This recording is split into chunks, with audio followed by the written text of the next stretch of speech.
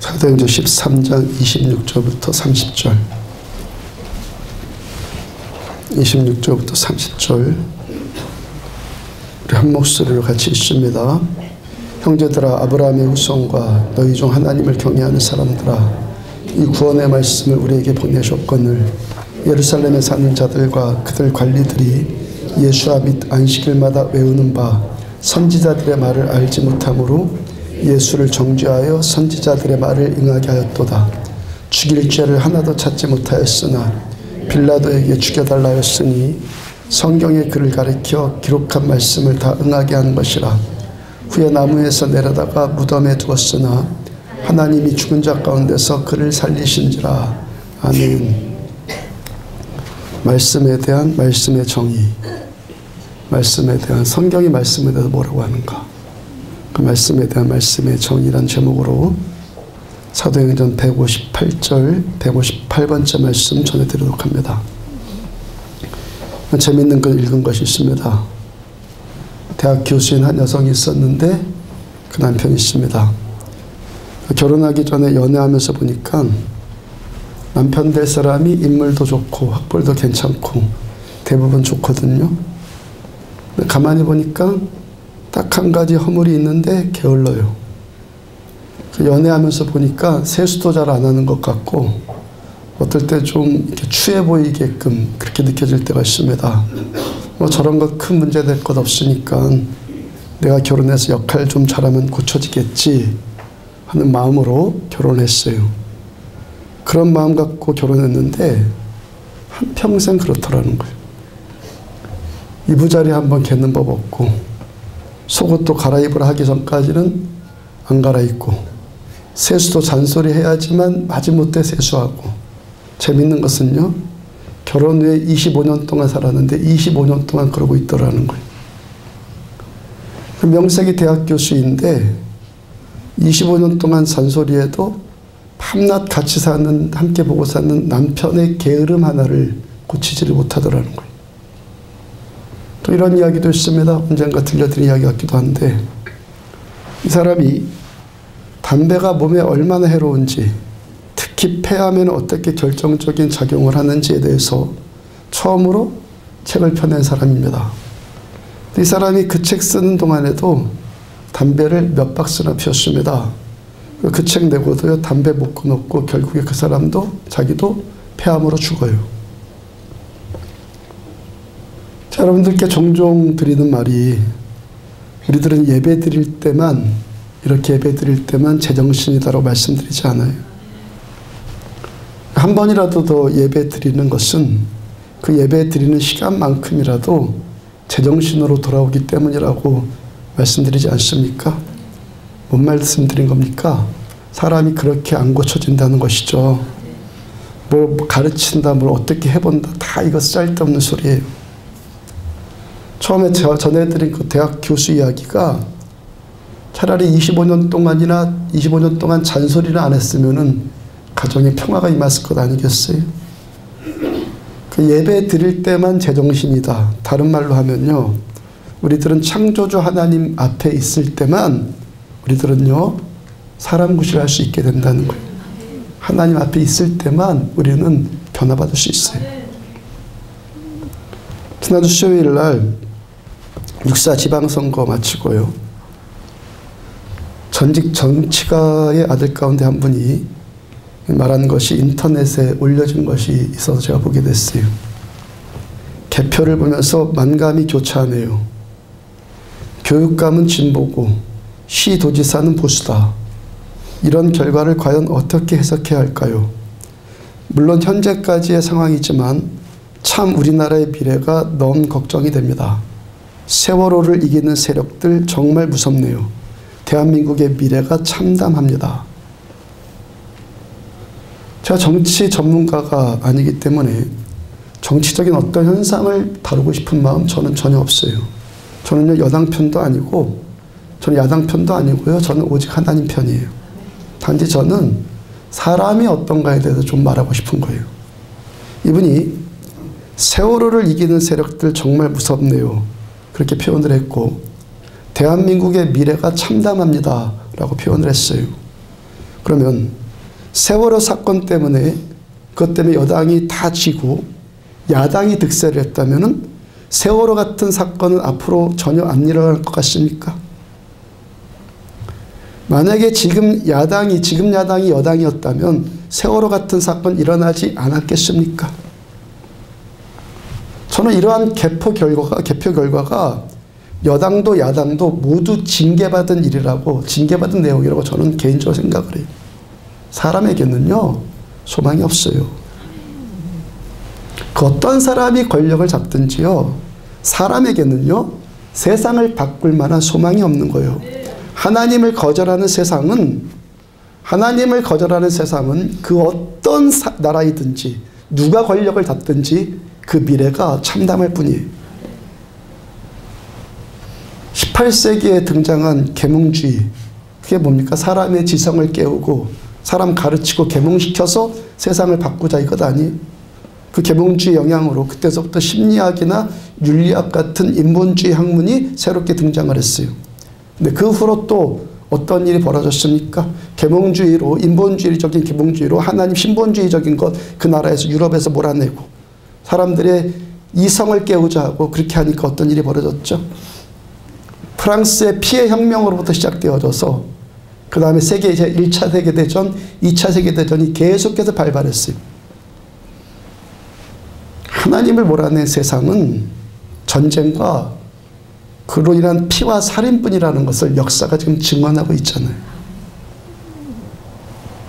마태복음 26장 47절을 보면은 말씀하실 때 12 중에 하나인 유다가 왔는데 대제사장들과 백성의 장로들에게 파송된 큰 무리가 칼과 몽치를 가지고 그와 함께 하였더라. 예수님께서 십자가에 달리시기 위해서 제자들에게 잡히신 장면이요. 금요일날 심야 예배 때 나눴던 말씀. 그 다음 말씀들을 계속 보면요. 가룟 유다가 예수님께 와서 랍비여 안녕하십니까 하고 예수님께 거짓 인사를 하고 예수님께 입맞춤을 해요. 지금 예수님을 속이고 기만하고 있죠. 베드로는 칼을 빼서 대제사장의 종의 귀를 칼로 뱁니다. 지금 베드로는요, 객기를 부리고 있고 혈기를 부리고 있어요. 어떤 사람들은 칼과 몽치 들고 갖고 예수님을 잡겠다고 살기 등등에 있습니다. 폭력이 지금 등등에 있다고요. 제자들 어떻게 했습니까? 예수님 버리고 다 도망쳤어요. 방금 칼을 빼들었던 베드로도 도망쳤어요. 폭력, 살인 욕구, 객기, 혈기, 거짓, 미선, 기만, 배신, 이것이 예수님께서 십자가에 달리실 때에 사람들한테 잡히실 때의 정황이에요. 이게 지금 누구를 말하는 겁니까? 누구를? 예수님 주변의 사람들. 그 사람들이요? 우리 말하는 거예요. 이게 사람이라는 거, 이게요. 그 사람들 안에 둘러싸여 있는 예수를 둘러싸고 있는 우리들의 모습이라는 거. 십자가가 인류 구원 최고의 사건 아니? 모든 사람을 구원하기 위해서 예수님 지금 십자가를 지기 시작하는데 그 주변에 있는 사람들, 우리들이 다 어떻다는 겁니까? 거짓, 기만, 폭력, 혈기, 객기, 배신, 이런 것만 있더라는 거예요. 이들이 지금 예수님과 멀리 떨어져 있는 것도 아닙니다. 물리적인 거리로는 가장 가깝게 있는 사람들이에요. 예수님과 가장 물리적인 거리로 가장 가깝게 있으면서도 예수님과의 관계가 끊어져 있으니까 거기에 사람의 폭력, 살인, 기만, 위선, 배신, 그런 것만 있더라는 거예요. 우리가 세상 보면서 어떤 사건, 어떤 사람들 보면서 세상에 사람이 어떻게 저럴 수 있어? 그러는데요. 여러분들, 저도 우리도 충분히 우리는요, 다 그럴 수 있는 존재들이에요. 하나님의 말씀을 떠난 사회학, 인류학, 인간학, 심리학, 철학, 윤리학, 이런 것은요, 아무런 소용도 없어요. 하나님의 말씀 떠난 것은. 교회 안에서도요, 사랑 깨지고 미움이 득세하는 것도요, 왜 그러는 겁니까? 이거 도대체 인정받고 싶다는 욕구, 사람이 발돋움하고 싶다는 욕구, 그로 인한 질투, 경쟁심, 그런 것 때문 아니에요. 이런 것들 다 뭐예요? 사람에게 초점 맞추고 사람들 사이에 내가 돋보이고 싶다, 사람의 위치, 내 위치에 확립하고 싶다, 다 부질없는 짓이라는 거예요. 부질없는 짓이에요. 사람이 돋보이고 사람이 잘하고 사람이 인정받는 것으로는 아무것도 좋아질 것 전혀 없어요. 오히려 시기 질투로 인한 미움, 그로 인한 미움 살인 욕구만 그로 인해서 득세하게 되는 거예요. 다니엘서 11장 32절 보면은 그가 또 언약을 배반하고 악행하는 자를 속임수로 타락시킬 것이나, 예수님께서 마태복음 24장 15절 요즘 계속 전해드리는 말씀이요. 선지자 다니엘이 말한 바 멸망에 가증한 것이 거룩한 곳에 선 것을 보거든. 이 종말에 대한 선언, 이 종말에 대한 선언을 하신 그 말씀에 대한 배경이에요. 종말이 되면 멸망에 가증한 것들, 율법주의 이단 곧 하나님을 모르는 하나님을 믿는 자들, 하나님 모르면서 하나님 믿는 자들이 성전에서 득세한다는 것이죠. 그렇게 되면 어떤 일이 벌어진다는 겁니까? 언약을 배반하고 서로 악행하고 또 악행하는 자들끼리도 피차간에 서로 속고 속이고 타락시키는 일이 나타나신다는 거예요. 여러분, 사람이 잘해 보이고요, 사람이 인정받고자 하는 곳에서는 같은 편끼리도 같은 편인 것 같아도 서로 배신하고 속이는 일, 그런 일들 뿐이라는 겁니다. 그 안에 진실과 진실이 손잡은 것 아니라 거짓과 위선으로 손을 맞잡는 거예요. 마치 가룟 유다와 같이 예수님 앞에 거짓 입맞춤하는 것처럼. 하나님 없으면요, 위선, 거짓 그런 것밖에 없어요. 아까 대한민국의 미래가 참담합니다 했던 그분이 진정으로 나라의 미래를 걱정하면서 하는 말로 저에겐 들리지 않았어요. 자기 생각대로 되지 않았다라는 그런 마음, 내 생각대로 이게 지금 안 됐다라는 그런 마음, 그런 정치적인 야심, 자신의 이기적인 발로, 그런 소리로밖에 저한테는 안 들리더라고요. 말만 그럴싸한 거예요, 말만. 우리가 이 안에서도요, 하나님의 마음이 없이 우리가 손을 잡아요. 그렇게 하나님의 마음이 없이 우리가 맞잡는 행위는 그 어떤 관계일지라도요, 자신의 이익과 상충될 때는요, 언제든지 갈라설 수 있는 그런 관계예요. 바로 깨달으시라고요. 다니엘서 11장 32절 다시 보면 그가 또 언약을 배반하고 악행하는 자를 속임수로 타락시킬 것이나 오직 자기의 하나님을 아는 백성은 강하여 용맹을 떨치리라. 강함은, 진정한 강함은요, 하나님 아는 것으로만 나온다는 거예요. 하나님을 아는 자만 진정으로 강해질 수 있고, 하나님을 아는 사람만 세상을 변화시킬 수 있는 탁월한 용맹함을 갖출 수 있다는 거예요. 가끔 제가 여러 사람에게 누가 무섭다, 누가 눈치 보인다 하는 소리가 저에게 들려오는데요, 다른 사람 눈치 보이게 하는 그 사람도 분명히 회개해야 될 문제이고요, 그리고 눈치 보는 일도 마찬가지고, 하나님을 정말 참되게 알면요, 누구를 무섭게 대하지도 않을 것이고, 누구한테 부담 주지도 않을 것이고, 그와 동시에 또 누구를 무서워하지도 않아요. 하나님을 아는 사람이 무서운 게 뭐가 있어요.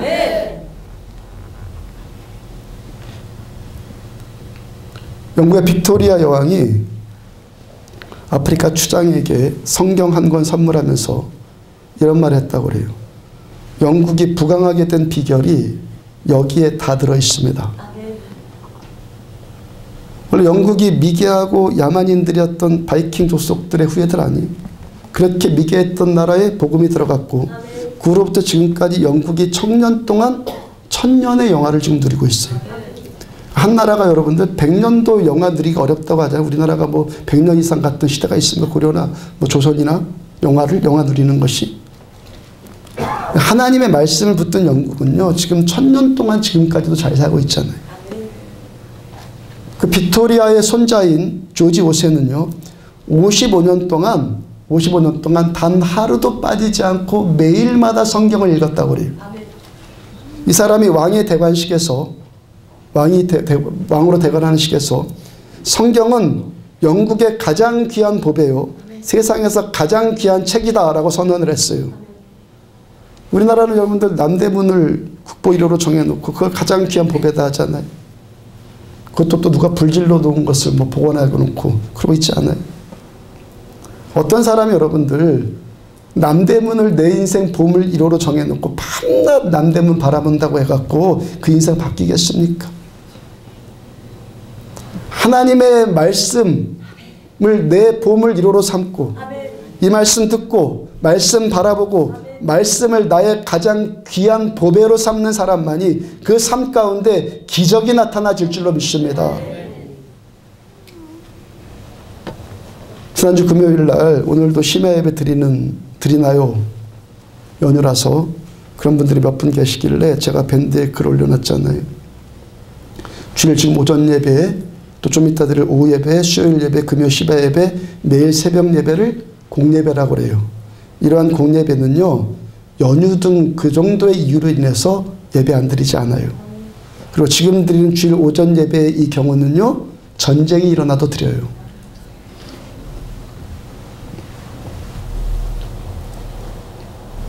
창조주 하나님을 예배하는 이 자리는 우리의 생명과 맞바꿔도 전혀 그 가치가 손상되지 않을 만큼 사람이 할 수 있는 가장 위대한 행위예요.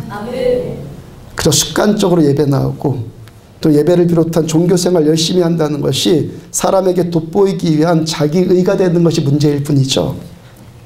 하나님을 진실로 예배하고 전심으로 하나님만 갈망하는 심장은 그 어떤 가치로도 바꿀 수 없는 가장 보배롭고 탁월한 삶을 살고 있는 거예요.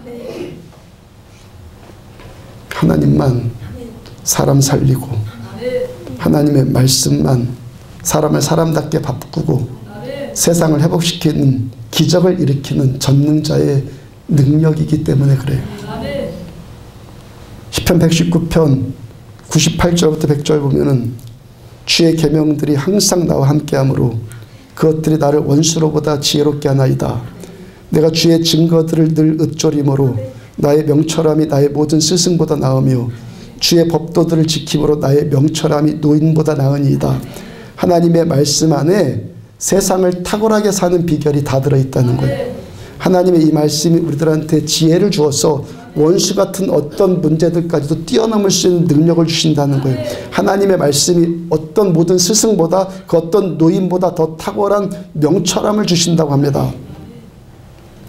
회사의 사장이 사업을 잘 이끌어 나가는 비결이 이 말씀 안에 다 들어있다는 거예요. 정치가가 나라의 미래를 참담하게 만드는 것 아니라 나라의 미래를 참 탁월하게 이끄는 방법이 이 말씀 안에 다 들어있다는 거예요. 훌륭한 어머니, 존귀한 아버지, 보배로운 자녀가 되는 길이 하나님의 말씀 안에 다 들어있다는 거예요. 지옥의 권세를 무너뜨려 나가는 교회의 본질을 이루어 나가는 이 길도 말씀 안에 다 들어있고 목사가 목회 잘하는 비결도 성도가 성도처럼 사는 비결도 다 하나님의 말씀 안에 다 들어있다는 거예요. 그래서 우리 기독교의 별명 가운데 하나가 그 체계 종교예요. 이 체계 종교. 대부분의 종교들이 불교에는 불경이 있고요. 회교에는 코란이 있고 유교에는 사서삼경이 있죠. 나름대로 다 경전들이 있잖아요. 그런데 기독교의 경전과 다른 종교들과의 경전과는 이 인식에 있어 신자들의 인식에 있어서 많은 차이가 나요. 예를 들면 불교의 경전을 팔만대장경이라고 부르잖아요. 그만큼 분량이 방대하잖아요. 그런데 불교 신자들 가운데서 이 경전을 다 알거나 또 끝까지 읽어본 사람이 얼마나 되겠어요? 여러분들 가운데서 불교에서 개종하신 분들 8만대장경 다 읽어본 분 계십니까? 오히려 8만대장경을 한 자도 안 읽어본 사람도요. 나는 불교 신자입니다 그러더라고요. 하나도 안 읽어본 사람도. 유교의 사서삼경이나 불교의 8만대장경이 그들의 신앙에 있어서 절대적인 가치를 두지 않는다는 거예요. 그런데 우리 기독교는요. 철저하게 말씀 절대적이에요. 절대예요. 절대. 너의 회의감을 가질 수가 없어요. 절대예요. 그냥 받아들이는 거예요. 그냥 믿는 거예요. 하나님 말씀을 기록한 이 성경은 절대라고요. 이 하나님의 말씀을 믿고 하나님 말씀 붙들고 하나님 말씀 들을 때 참된 신자로 계속 세워지는 거예요. 일주일에 공예배가 총 11번이나 되고 그때마다 말씀을 계속 들어야 되는 이유가 여기에 있는 거예요. 그것도 모자라서 새가족반으로 또 모이고 구역장 모임, 남전도회 모임, 프리셉트 성경권 모임으로 모였어요. 또 하나님의 말씀을 들어야 되는 이유가 여기에 있는 거예요. 하나님의 말씀이 그저 문자적인 내용으로만 그치고 어떤 사람의 종교적인 의나 어떤 사람의 업적으로 왜곡되어서 문제이지, 우리가 하나님의 말씀을 붙든다는 것은요, 중단 없이 계속돼야 될 기독교의 최고의 가치예요. 하나님의 말씀은 계속 붙들어야 되는 거예요. 한 번의 은혜를 왕창 받겠다? 그런 일 없어요. 여러분, 그 세상에 그 어떤 생명도 한꺼번에 왕창 자랍니까? 주여 한꺼번에 은혜를 다 주십시오. 이런 은혜는요, 어디에도 없는 거예요. 생명이 어떻게 자랍니까? 차츰차츰 자라잖아요. 계속 자라잖아요. 계속 커가잖아요, 아이들이요. 하나님의 은혜는요, 똑같아요. 매일마다 계속해서 끝까지 받아가는 거예요. 그래서요, 꾸준한 사람이 뭔가 돼도 되는 거예요. 꾸준한 사람이. 구더기 무서워서 장 못 담근단 말 있죠. 하나님의 말씀 그저 윤리적으로, 그저 문자적인 지식으로 그치고 종교적인 업적으로 타락할 수 있는 그런 구더기 같은 율법주의적인 문제를 안고 있습니다. 그렇지만 그러할지라도 우리가 하나님의 말씀을 계속 붙들면서 계속 진리의 장을 담궈 나가야 하는 것은 우리가 참된 신자로 세워져야 하는 절대적인 가치란 말이에요. 절대가치. 아무리 뭐 구더기 무섭다고 그래도 장 담궈야 되는 거예요. 절대가치예요. 요한복음 14장 6절을 보면은 예수께서 이르시되 내가 곧 길이요 진리요 생명이니, 예수님 길이시고 예수님 진리이시고 우리 예수님 생명이세요. 사람 아무것도 아니지만, 사람은 아무것도 아니에요. 그렇지만 예수님은 이 모든 것이에요. 모든 것. 길, 진리, 생명이 우리 예수님께 다 들어있으니까 우리가 이 시간 전쟁이 일어났을지라도 결코 타협하거나 양보하지 않고 생명 걸고 우리 주 예수님을 예배할 만한 예배의 가치는 전혀 손상될 이유가 없는 거예요. 예수님의 전부니까. 제가 지금 예수님의 말씀과 예수님을 지금 동일시하고 있지 않아요? 내가 곧 길이요 진리요 생명이니, 이 말씀과 예수님의 말씀이, 나의 말씀이 곧 길이다 진리다 생명이다, 이 말씀은요 같은 내용이에요. 같은 의미예요. 오늘 보면 사도행전 13장 26절 다 같이 함께 봅시다. 26절입니다. 다 같이 읽습니다. 시작. 형제들아, 아브라함의 후손과 너희 중 하나님을 경외하는 사람들아, 이 구원의 말씀을 우리에게 보내셨거늘. 우리가 지금 사도행전 13장의 말씀을 통해서 사도 바울의 그 설교를 지금 듣고 있어요. 설교 중에 원설교, 초대교회 설교, 제가 전하고 여러분들이 들어야 될 설교의 본질, 설교의 본질적인 내용이 뭐냐라는 거예요. 설교의 본질. 지금까지 몇 주 동안 사도 바울의 이 13장의 설교 원고를 통해서 신앙이 뭐라고요? 계속 뭐를 강조해 드렸습니까? 신앙은요, 하나님의 주권, 하나님의 사랑으로 인한 하나님의 주권과 선택이 다 이루어가는 거예요. 신앙은요, 사람이 뭐 좀 잘해서 그래서 사람이 여기서 인정받으려고 하는 거 저는 완전 노예예요. 그걸 못 받아들여요. 신앙은요, 사람이 뭐 좀 잘해서 되는 것이 아니라 하나님이 하시고 하나님이 전적으로 이루어 나가시는 것이 신앙이에요. 오늘 본문은요, 그 하나님의 그 일하심이 우리에게 가장 먼저 어떻게 표현되고 있는가, 그걸 지금 말씀하고 있어요. 13절에 뭐라고 또 26절에 뭐라고 말씀하십니까? 이 구원의 말씀을 어떻게 했다고요? 우리에게 보내셨거늘. 사람들이 보통 생각하는 말씀에 대한 개념이라면 이 문장 어떻게 되었습니까? 이 구원의 말씀을 우리에게 듣게 하셨거늘. 그래야 되잖아요. 듣게 하셨거늘. 그런데 뭐라고 합니까? 하나님께서 말씀을 듣게 하셨다 하지 않고 하나님이 말씀을 어떻게 하셨다고요? 보내셨다. 13장 23절, 하나님이 약속하신 대로 이 사람의 후손에서, 다윗의 후손에서 이스라엘을 위하여 구주를 세우셨으니 곧 예수라. 25절 후반부, 내 뒤에 오시는 이가 있으니 나는 그 발의 신발끈을 풀기도 감당하지 못하리라 하였으니, 내 뒤에 오시는 예수. 그 다음에 26절, 이 구원의 말씀 우리에게 보내셨거늘. 다윗의 후손으로 오신 예수, 세례 요한이 증거한 예수가 누구시라는 겁니까? 누구라는 거? 이 구원의 말씀. 이 구원의 말씀이 예수예요. 예수가 말씀이에요. 사도 바울께서 요한복음 1장 1절과 14절의 말씀과 동일한 지금 설교를 하고 있는 겁니다. 태초에 말씀이 계시니라. 이 말씀이 하나님과 함께 계셨으니 이 말씀은 곧 하나님이시니라. 말씀이 육신이 되어 우리 가운데 거하심에 우리가 그의 영광을 보니 아버지의 독생자의 영광이요 은혜와 진리가 충만하더라. 말씀이 곧 예수님이시다. 예수님이 곧 말씀이시다. 왜 우리들에게 있어 하나님의 말씀, 하나님의 이 말씀이 절대적이라는 겁니까? 예수님이 곧 길이요 진리요 생명이시고 예수님은 말씀이시고 말씀은 예수님이시기 때문에 왜 우리가 예배 드릴 때만 제정신이 됩니까? 물론 이 말도요, 우리가 상한 신령 돼갖고 영과 진리로 신령과 진정으로 드리는 참된 예배자가 될 때 적용되어지는 말씀인데, 하여튼 우리가 예배가 살아서 내가 참된 예배자가 지금 되면 예수님의 길이, 주님의 길이 나의 길이 되고 주님의 진리가 나의 진리가 되고 주님의 생명이 나의 생명이 되기 때문이라는 거예요.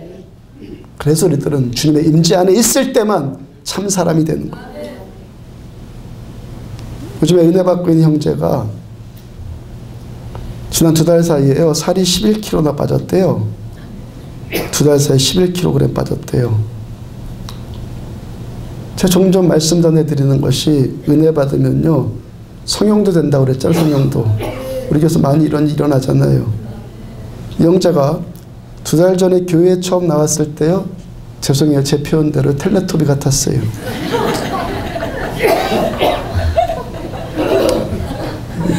과거는 안 묻는 거예요. 과거는. 지금이 괜찮아졌으니까 과거를 말할 수 있는 거예요. 인물이 막 살고 있단 말이에요.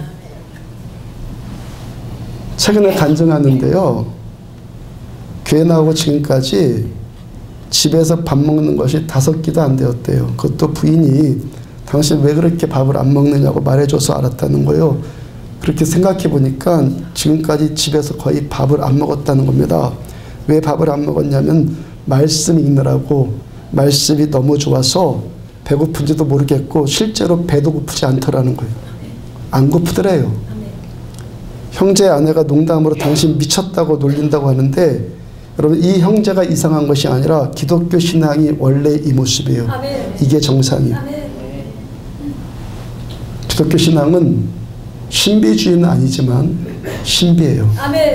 참된 신앙이 우주 만물을 창조하신 전능하신 하나님이 나에게 찾아오시는 사건인데, 하나님이 나를 만나주시는 사건인데 여기서 아무런 일도 안 나타났다? 그거 기적이죠. 만나지도 않으면서 만났다고 거짓말을 하든지 진짜로 만났는데 아무 일도 안 나타요? 그게 기적이에요. 그게 아무 일도 안 나타나는 것이. 그 우리들에게 있어서는요, 기적이 상식이에요. 진짜 신앙은요, 기적이 상식이에요.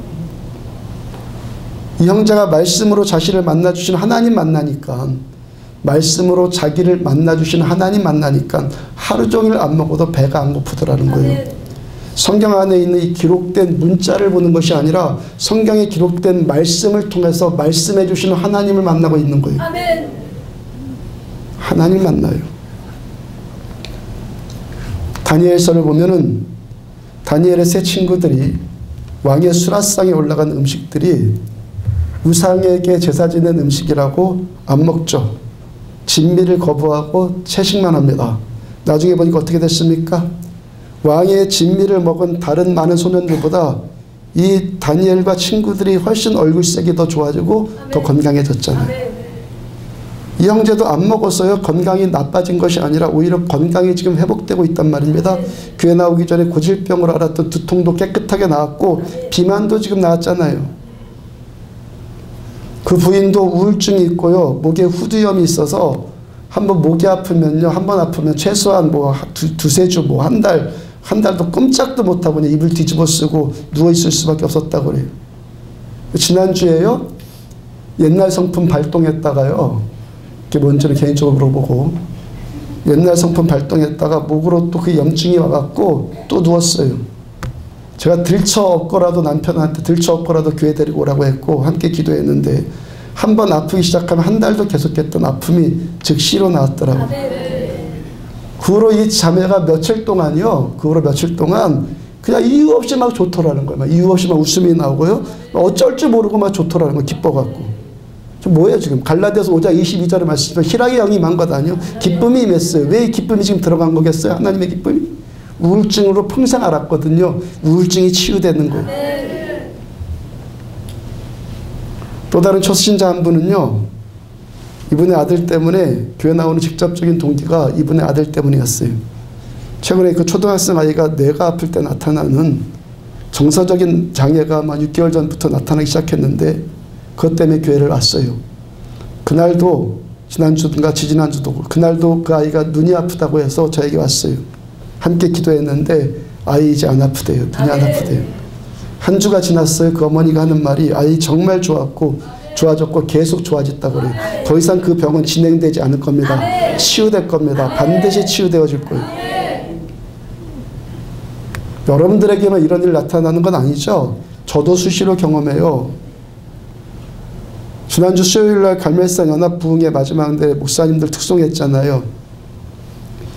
그날 제가 장이 탈이 났습니다. 그 특송 연습 중에도 화장실에 다녀왔는데요. 그때가 아마 10번쯤 그날 10번쯤 다녀온 것 같아요. 그 목사님들 일찍 모여서 특송 연습 끝냈고 바로 찬양단이 와서 연습을 하는데 찬양단 연습하는 걸 제가 앉아있으면서 흥얼흥얼 따라 불렀단 말이에요. 흥얼흥얼 따라 부르는데 주일날 이 자리에서 제가 예배 인도할 때와 동일한 기름 부으심이 저에게 임하더라고요. 예배 인도자의 그 부담감이 없이 그냥 회중석에 앉아서 그 기름 부으심 가운데 예배하니까 너무너무 자유하고 좋더라고요. 전심으로 제가 하나님을 찬양하는데 제 옆에 제 앞뒤에 있었던 목사님들도 같이 갑자기 막 예배에 집중하기를 시작해요. 그러니까 그분들이 느꼈던 못 느꼈던 아니면 제가 착각하는 것일지도 모르겠는데 저에게만 그 기름 부심이 옆에 분들에게도 동일하게 흘러간 것 아니겠어요? 한참 하나님을 예배하는데 제 마음 가운데 복통 다 나았다. 확신이 오더라고요.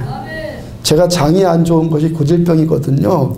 그날도 앞에 나가서 야 특송하다가 배 아파지면 어떻게 하지? 저는요 그러면요 그거 30초 안에 해결 안 하면은 큰 문제 생겨요. 저는요 배 아픈지 30초 안에 해결 안 하면 그 정도까지 걱정까지 들 정도로 복통이 심했는데 찬양하면서 싹 나와버렸어요. 여러분 하나님의 임재가 오면 이런 일 나타나는 것이 지극히 당연한 것 아니에요? 내가 믿는 하나님 누구예요? 전능하신 하나님이 아니에요? 전능하신 하나님이 나를 만나주시는 사건이 일어나는 것 신앙이고 예배인데 하나님을 만나면 기적이 상식이 되는 것 당연한 것 아니에요. 강도의 차이는 좀 있겠지만 최근에 제가 선배 목사님과 통화할 일이 있었는데 목사님이 요즘 교회가 어떠냐 물으시길래 요즘에 우리 교회는요 초신자가 전도돼서 정말 행복합니다 그랬어요. 아까 광고 드린 것처럼 다음 주부터 프리셉 로마서 성경 공부하는 것을 극동방송과 기독교 방송국에 광고 다 냈어요. 자, 우리 교회 프리셉 처음 시작할 때 개척하고 한 1년인가 2년 있다 시작했는데 처음 시작할 때 광고를 그때도 냈다가 중단을 하고 한참 중단했다가 지난주에 제가 다시 광고를 낸 거예요.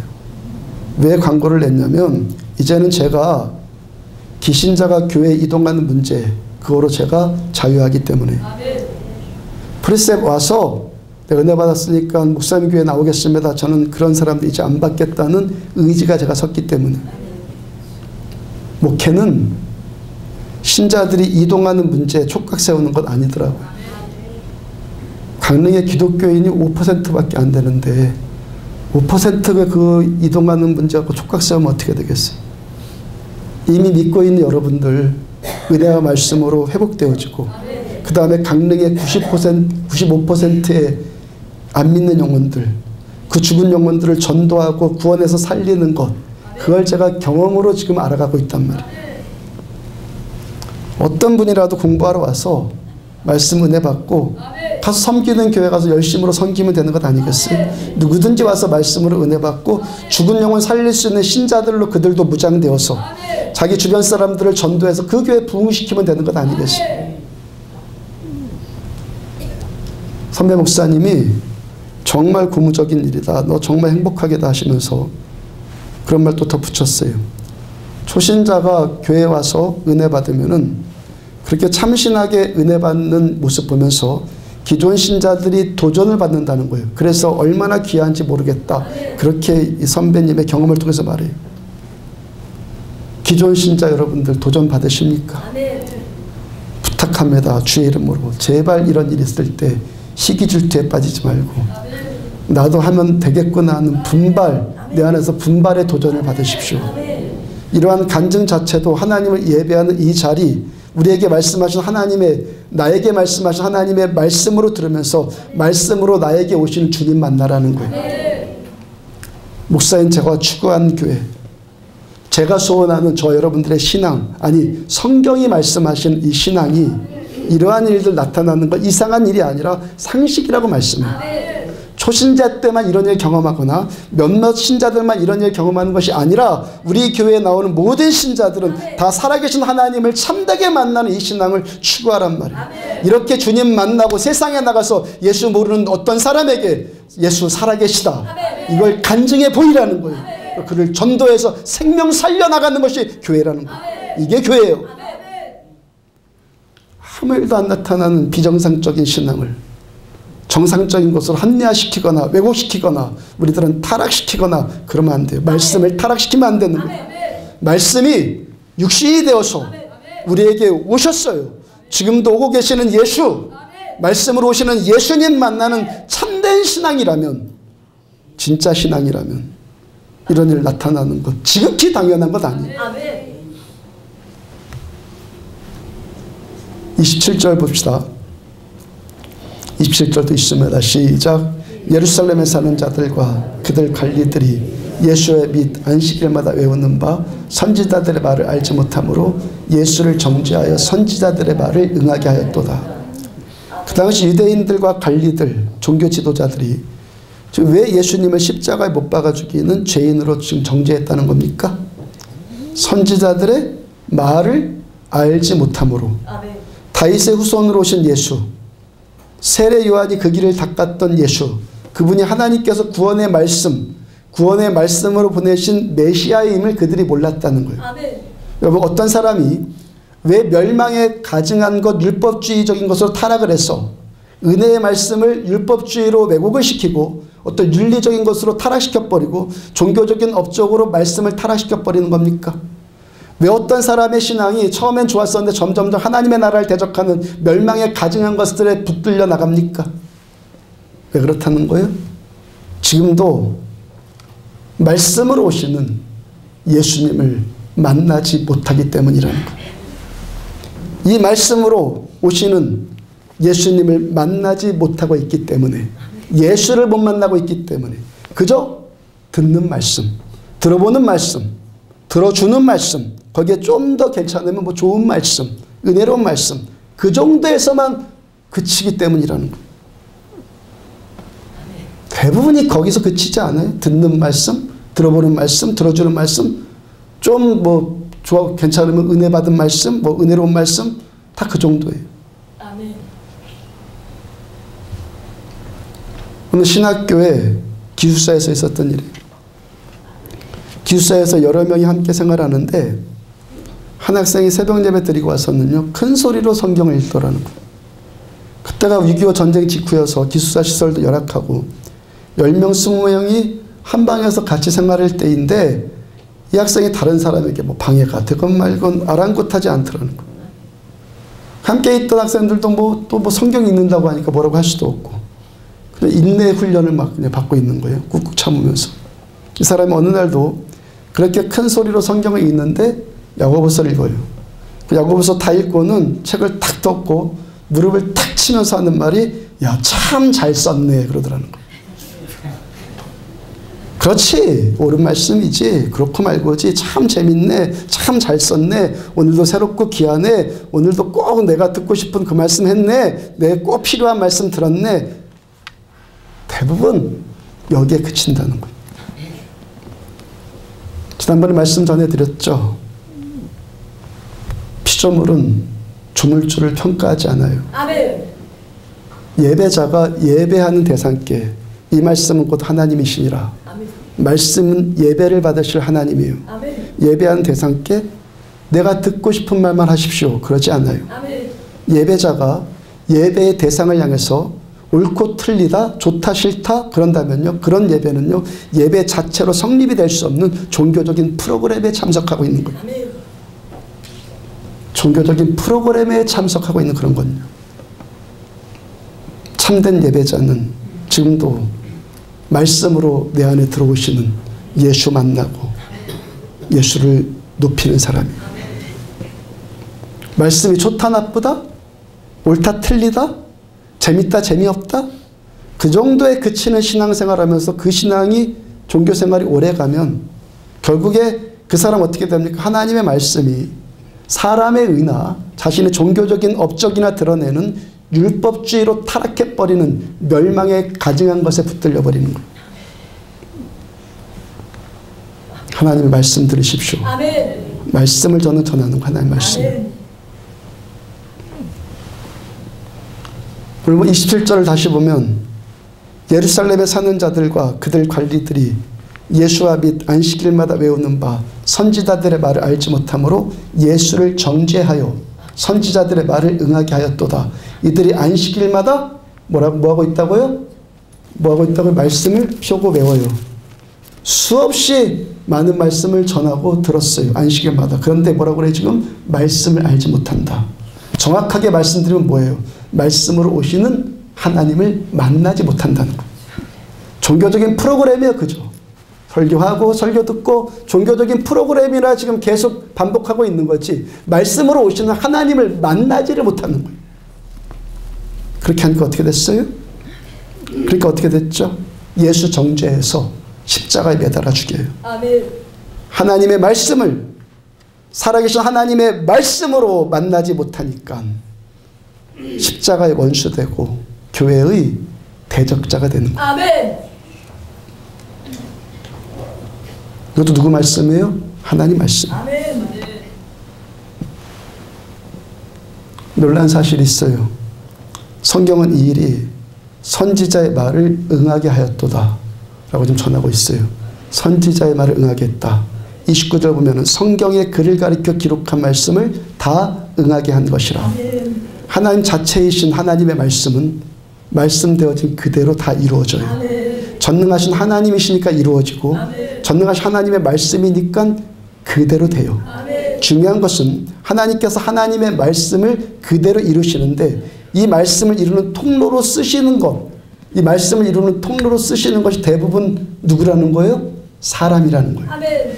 하나님께서 하나님의 언약하신 말씀을 그대로 이루시는데 이 말씀을 이루시는 도구로 언제나 누구를 쓰신다는 거예요? 사람을 도구로 쓰신다는 거예요. 어떤 말씀이든지 반드시 이루어지는데 그 말씀을 이루는 도구가 누구라는 겁니까? 우리들, 사람이 그 도구로 쓰임받는다는 거예요. 이사야서 53장 3절 그는 멸시를 받아 종교 지도자들한테 멸시받았죠. 사람들에게 버림받았으며 그 다음 5절 그가 찔림은 우리의 허물 때문이요 그가 상함은 우리의 죄악 때문이라. 그가 징계를 받으면 우리는 평화를 누리고 그가 채찍에 맞음으로 우리는 나음을 받았도다. 예수님께서 이 땅에 오셔서 십자가 지시기 전에 이미 700년 전에 이사야 선지자를 통해서 약속하신 말씀이에요. 예언된 말씀이에요. 사도 바울께서 그 선지자의 말을 응하게 하셨다고 그랬죠. 그 사도 바울이 그 설교를 하는 것처럼 이사야 선지자가 예언한 그 말씀 그대로 예수님이 십자가의 고난을 당하셨어요. 그렇죠. 그런데 그 십자가의 고난당하게 하시는 그렇게 쓰임받게 한 도구가 누구라는 거예요? 그 도구로 쓰임받은 자들이 누구라는 거예요? 하나님의 말씀은 그대로 이루어지는데 그 이루어지는 도구로 사람을 쓰는데 어떤 말씀이든지 좋은 말씀인지 아니면 어떤 부정적인 말씀이든지 그대로 이루어지는데 내가 어떻게 쓰임받느냐 그 사람에 딸리는데 그 고난의 말씀 그대로 응하게 된 통로로 누가 쓰임받았다는 거예요?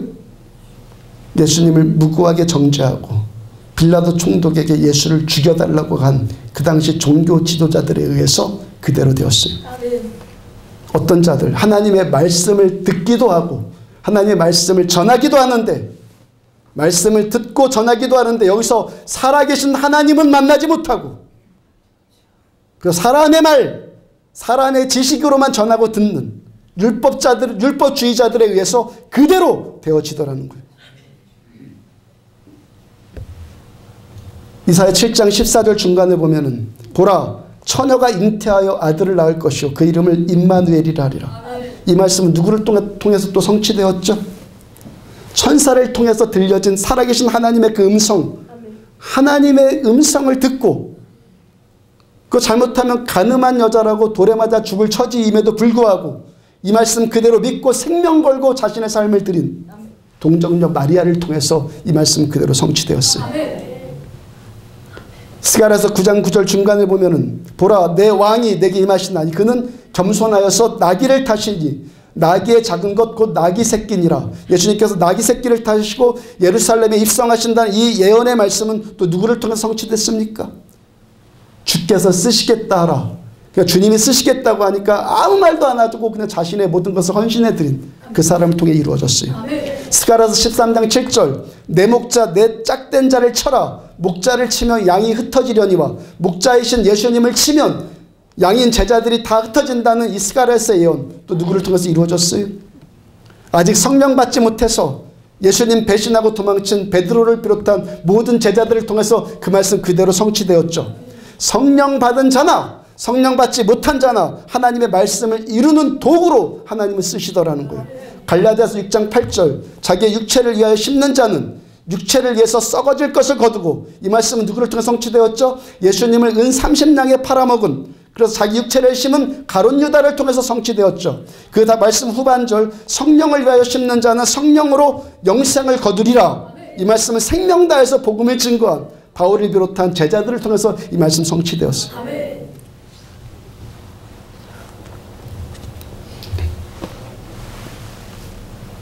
이 시간 우리가 깨어서 전능하신 하나님을 경외할 이유가 뭡니까? 살아계신 하나님의 말씀은 그대로 이루어져요. 그 이 말씀은 저와 여러분들을 도구 삼아서 그대로 이루어져요. 사람을 도구 삼아서 그대로 이루어지는데 제가 여기서 성령의 임재 가운데 전하는 말씀도 하나도 땅에 떨어지지 않을 것이고 지금 이 자리에서 말씀을 듣고 있는 저와 여러분들의 삶을 통해서 그대로 이루어질 거예요. 여전히 육체를 위해서 심는 자는 결국 육체로부터 썩어질 것을 거두게 될 것이고 성령을 위해서 심는 자는 성령으로부터 영생을 거두게 될 것입니다. 하나님의 말씀입니다. 여러분들이 이 말씀을 100% 하나님의 말씀으로 듣고 100% 순종하려고 하면 100% 주의 능력이 나타날 겁니다. 10%만 하나님의 말씀으로 듣고 10%만 순종하려고 하면 10%만 주의 능력 나타날 겁니다. 나머지 90%는 하나님의 말씀으로 듣지 않고 순종하려고 하지 않는 것은 그 불순종한 것 그대로 또 여러분들의 삶 가운데 열매를 먹게 될 것입니다. 가룟 유다를 통해서도 마리아를 통해서도 바리새인 율법주의자들을 통해서도 신실한 제자들을 통해서도 성령 받은 자들을 통해서도 성령 받지 않은 자를 통해서도 하나님의 말씀은 그 말씀 그대로 다 이루어졌어요. 저 여러분들의 삶을 통해서 저 여러분들 모두를 통해서 선지자의 말을 응하게 하시고 성경에 기록된 말씀 하나님이 다 이루어지게 하실 거예요. 하나님의 말씀을 하나님의 말씀으로 듣고 이 말씀 이대로 순종하는 자에게는 순종한 말씀 그대로 이루어질 겁니다. 반대로 이 말씀을 그저 사람의 말로 듣고 불순종하는 자에게는 불순종한 그 말씀 그대로 또 열매를 먹게 될 겁니다. 하나님의 말씀이요. 고린도서 1장 20절 하나님의 약속은 얼마든지 그리스도 안에서 예가 되니 하나님의 약속의 말씀 그리스도 예수 안에서 반드시 성취되어집니다. 그리고 그 다음 말씀 그런즉 그로 말미암아 우리가 아멘하여 하나님께 영광을 돌리게 되느니라. 이 하나님의 말씀 앞에 오늘도 우리가 할 수 있는 최선이 뭐라는 거예요? 이 말씀 앞에서 아멘 아멘 하면서 하나님께 영광 올려드립니다. 100% 아멘 하면 100% 그대로 되어질 겁니다.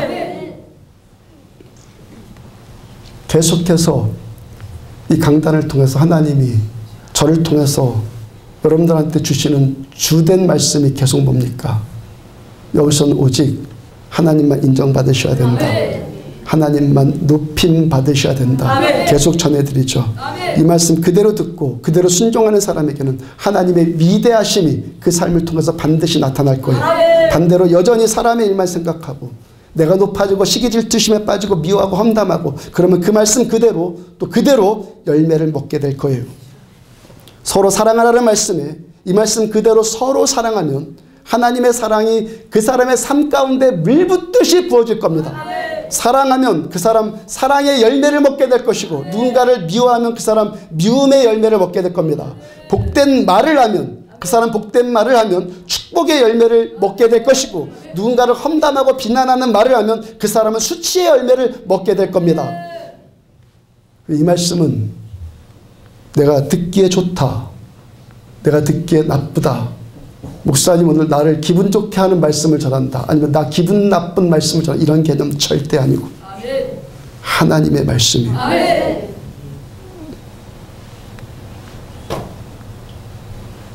성령의 임재 가운데 여기서 전한 말씀은 하나님이 그대로 이루십니다. 신학자 칼바르트가 하나님께서 말씀으로 우리 안에 임하신 이 사건을 인브레이킹이라고 표현을 했어요. 인브레이킹. 브레이크가 뭡니까? 깨뜨리다, 부수다, 파괴하다 이런 뜻이죠. 하나님이 우리한테 들어오는 이 사건을 인브레이킹이라고 했단 말이에요. 하나님의 이 말씀이 우리 안에 구축되어 있는 그 견고한 짐들, 완고한 신령들, 교만의 벽들, 그것들을 깨뜨려 부수고 우리 안에 임하신다는 거예요. 인브레이킹. 이럴 때 참 하나님의 백성들, 참 하나님의 백성들은 이 말씀으로 내 안에 돌파에 들어오시는 하나님의 임재 안에서 자신을 기꺼이 깨뜨릴 거예요. 내면 세계 간섭하시고 내 삶 전체를 말씀으로 간섭하기를 원하시는 이 하나님의 말씀 앞에 기꺼이 내 자신의 모든 것을 내어드릴 겁니다. 그렇게 자기 삶을 내어드린 만큼 하나님 말씀은 그 사람의 그 삶 가운데 그대로 이루어질 겁니다. 네, 이 말씀은 곧 하나님이시기 때문에 레마의 음성으로 저에게 주신 이 부분, 지금부터 전한 이 말씀 꼭 새기십시오.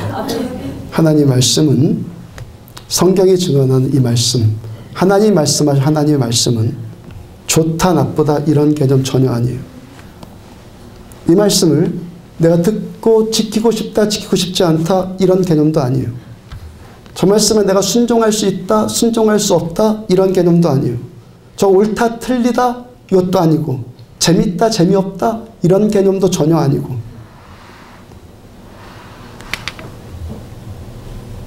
그런 고정관념들 다 이제 깨뜨려 버리시고 하나님의 말씀은 오늘도 말씀으로 내 안에 인브레이킹 하시는, 내 안에 들어오시는, 말씀으로 내 안에 들어오시는 예수님을 영접하느냐 예수님을 거절하느냐 이 문제예요. 말을 받아들인다 안 받아들인다 그 문제가 아니라 이 말을 통해서 우리 안에 들어가기를 원하시는 예수님을 내가 받아들이느냐 받아들이지 않느냐 이 문제라는 거예요.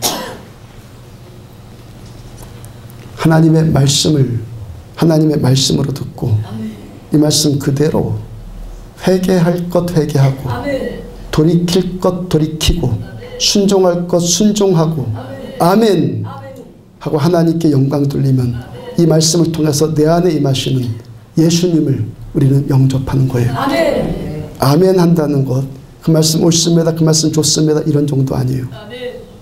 아멘 한다는 그 말씀 옳습니다, 이 말씀 좋습니다 이런 정도 아니고 이 말씀은 말씀으로 보내신 받은 예수님 자체이시기 때문에 저는 말씀으로 오시는 예수님을 나는 영접하겠습니다. 이게 아멘이요. 이게 아멘이요.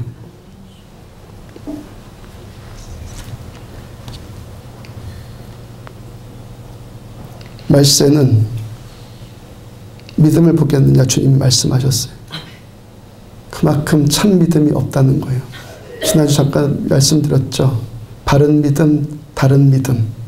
다른 믿음이 천지라는 거예요. 여러분들은 진정 믿음의 사람, 말씀의 사람 되십시오. 아멘. 세상의 세속에 속지 말고 성경이 말하는 참 진리, 성경이 말하는 참된 신앙 위에 서십시오. 아멘. 하나님의 말씀은 하나님 자체이십니다. 아멘. 이 말씀을 예배하는 자들이 이 땅에 없기 때문에, 그렇게 없기 때문에 이 세상에 지금 기독교가 계속 무너져가는 거예요. 우리들은 하나님이 찾으시는 간 사람이 되십시오. 하나님의 말씀을 통해서 하나님을 만나고 하나님을 영접하고 하나님을 예배하는 자들이 되십시오. 하나님의 이 말씀 앞에 기꺼이 내 자아를 벽을 깨뜨려 버리고 지금도 인브레이킹 하시는 내 안에 돌파에 들어오시는 주님을 이 말씀을 통해서 내 안에 아집들, 교만들, 자아들 다 깨버리고 이 말씀 통해 우리 안에 임하셔서 우리들을 통해서 하나님의 언약의 이 말씀을 다 이루어나가기를 원하시는 하나님의 이 임재의 축복, 참된 이 신앙의 축복을 더욱더 누리시기를 주의 이름으로 축복합니다.